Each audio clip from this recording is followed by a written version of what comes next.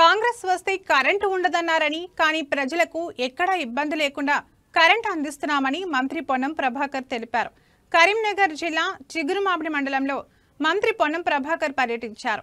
మండల కేంద్రంలో Indiramma model house ను ప్రారంభించి లబ్ధిదారులకు కొత్త రేషన్ కార్డులు, కళ్యాణ లక్ష్మి చెక్కులు, స్టీల్ బ్యాంకు, కాటమయ్య రక్షక కవచాలను పంపిణీ చేశారు. ఈ సందర్భంగా మంత్రి మాట్లాడుతూ గత 10 సంవత్సరాలుగా ఒక్క రేషన్ కార్డు ఇవ్వలేదని, కొత్తగా పుట్టిన వారు, పెళ్లైన వారికి కూడా ఇవ్వలేదన్నారు.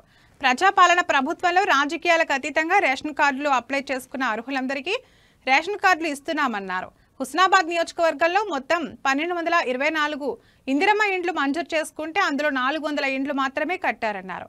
ఇందిరమ్మ ఇండ్లు కట్టుకునే వారికి ఇబ్బంది ఉంటే మహిళా సంఘాల నుండి ₹1,00,000 వరకు రుణం ఇస్తున్నారని తెలియజేశారు.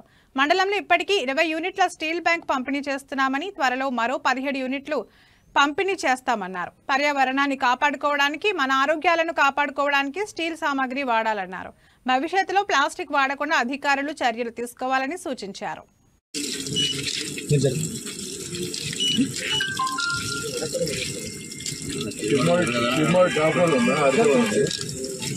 కూడా మనం ఈరోజు చేసుకోబోతున్నాము.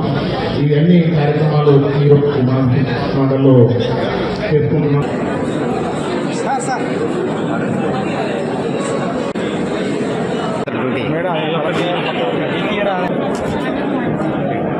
బాగుండాలనే ఆలోచనతో మొన్న కోహడల గవర్నర్ గారితో ప్రారంభించుకున్నాం.